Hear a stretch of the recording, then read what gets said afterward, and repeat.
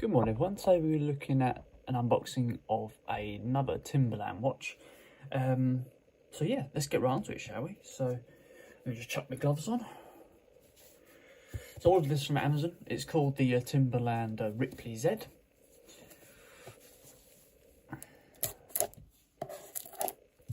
Don't be threatened by this knife, it's just someone gave it to me for Christmas.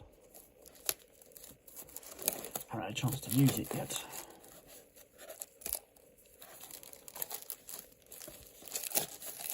Usually when you order from Amazon, they come sealed in like a bit of plasticine, as you just seen. So initial look at the box, it's just obviously that sort of orangey colour theme to it, with overall sort of white detailing. Inside we've got a full white box, as you can see here, with a nice lift-off lid, just a little bit of orange detailing on the side. The watch is housed on a nice little cushion, and you've got matching sort of orange booklets as well. Overall, it's very nicely sort of presented. Right, let's see if I can remove this bit of cover.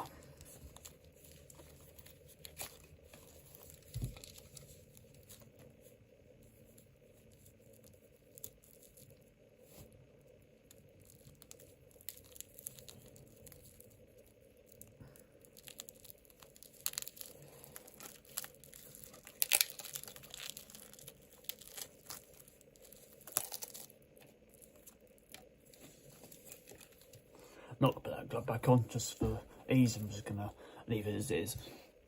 So this is the Timberland Ripley Z 46mm.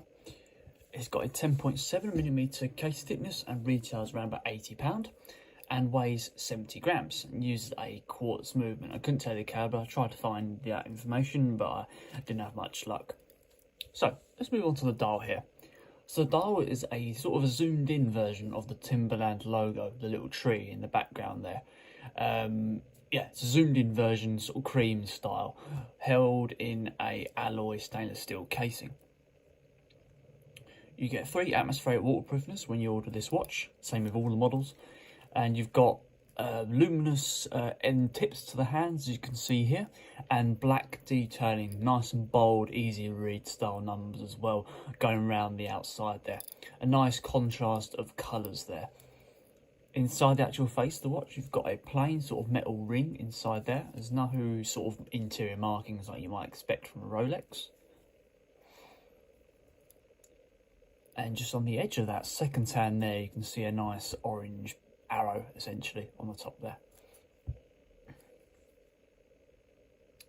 So coming out to the casing, you've got a, as I said, alloy stainless steel casing with sort of imitation screws in the top here. I don't think they actually unscrew, they might, but they look like imitation ones for them, just with just the effect they give off. It's a sort of a brushed finish, as you can see from the sort of the lined sort of texture to the side of the casing here. You might be able to see it a little bit better if I can get the angle right on the light. As you can see there, it's got a bit of a lined finish on it. Some cases have a polished finish, some have a brush finish. So let's come around to the crown and have a little look at the mechanism and see, well, not the actual mechanism inside, but the how the crown moves, etc., etc. Just trying to get this little lug out.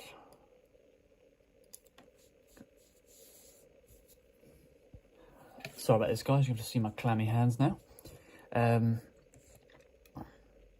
So there's no first position to this watch, just one position. It's a nice, decent amount of feedback to the crown. It's not the strongest, but it does sit on the good side. It's a decent crown. Got a decent amount of feedback to the turn. But however, when you push it in, you do feel like it sounds a little bit tinny. And if you observe the actual second hand moving round, the hand doesn't quite line up with the middle of the increments. That does kind of annoy me a little bit. It's a nice watch. It doesn't quite sit in the middle, but that's probably something that's going to have to be adjusted by a jeweller.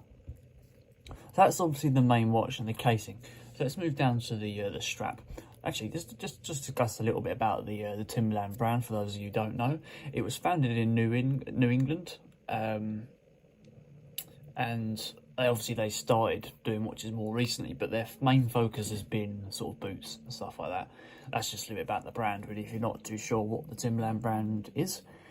So coming out to the strap, you've got a 20mm brown strap with a sort of grey stitching going all the way down the side here, with a single window system as well to hold that stainless steel buckle in place. Stainless steel buckle has a nice sort of print line finish and a Timberland logo on the top here, held in a nice buckle, really nice pin inside there, doesn't feel too flimsy at all. You've got you've got one free roam holder and one fixed in place. So there we go, guys, that is the Timberland Ripley Z.